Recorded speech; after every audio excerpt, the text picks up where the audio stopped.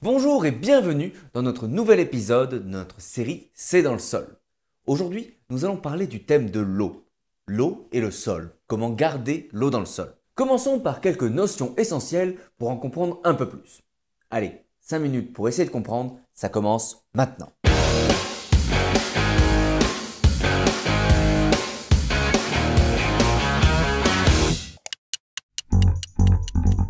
Lors de son cycle naturel, qu'on appelle aussi grand cycle de l'eau, l'eau passe par le sol.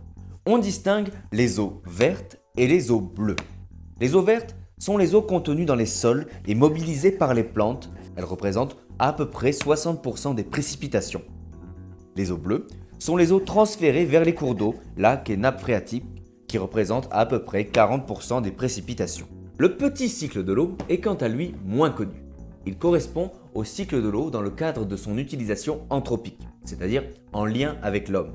Tout ce qui va être pompage, stockage, distribution, traitement des eaux usées et retour au milieu naturel. Bon, revenons sur le sol. L'infiltration et le stockage de l'eau dans le sol sont dus à la porosité de celui-ci. On distingue plusieurs niveaux de porosité, micro, méso et macro. En gros, les petits, les moyens et les gros trous dans le sol. Les tailles des pores d'un sol sont majoritairement déterminées par la structure du sol, c'est-à-dire l'agencement géométrique des éléments solides dans l'espace, et par la texture, c'est-à-dire la taille des grains solides. Ces pores peuvent être remplis par l'air ou par la solution du sol. Bref, ce qu'il faut comprendre, c'est que plus la porosité est petite, plus elle retient l'eau, et plus la porosité est grande, plus l'eau y circule facilement. Mais quel est l'intérêt de garder l'eau dans le sol ? Un sol avec de bonnes réserves en eau présente de nombreux avantages. Meilleure disponibilité de l'eau pour les cultures, meilleure résistance face aux aléas climatiques, une meilleure capacité à stocker le carbone, etc. etc. A l'inverse, un sol avec une très faible réserve en eau présente de nombreux inconvénients.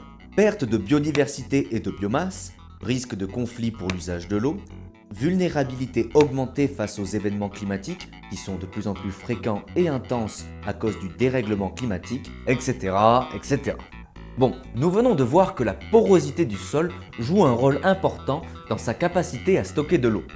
Et nous avons vu qu'il était dans notre intérêt de garder l'eau dans le sol. Mais quels sont les éléments qui influencent la porosité d'un sol ? Plusieurs éléments peuvent impacter la structure et la porosité d'un sol. La vie du sol, c'est-à-dire à la fois l'activité des micro-organismes et l'activité des vers de terre qui vont creuser des galeries. La texture du sol, est-ce que celle-ci est facilitatrice ou non pour les vers de terre et les autres organismes du sol. Les matières organiques, la météo et le climat, notamment l'alternance gel et dégel qui crée des fissures et donc de la porosité. Et enfin, les activités humaines. Les activités humaines peuvent être très problématiques, comme par exemple l'imperméabilisation des sols, qui empêche l'infiltration de l'eau. On peut aussi citer des pratiques agricoles comme le labour ou le tassement qui réduisent la porosité du sol. Il faut aussi comprendre qu'un sol qui se dessèche, c'est un véritable cercle vicieux, car plus un sol est sec, moins il absorbe d'eau. Je sais, c'est contre-intuitif, c'est comme une vieille éponge qu'on aurait mise de côté et qui se serait desséchée avec le temps. Si on souhaite à nouveau l'utiliser, il va falloir du temps et beaucoup d'eau pour que celle-ci puisse à nouveau jouer son rôle d'éponge. On dit que le sol devient hydrophobe. Bon, la question qui se pose maintenant, c'est comment agir sur les sols sans risquer de les assécher. Ou mieux encore, peut-on agir sur les sols et sur la porosité pour augmenter leur capacité à stocker de l'eau ? Pour en savoir un peu plus sur le sujet, je vous conseille notre émission C'est dans le sol du 13 mai 2025 avec notre invitée Isabelle Cousin, directrice de recherche à l'INRAE. Une émission animée par Frédéric Danhé.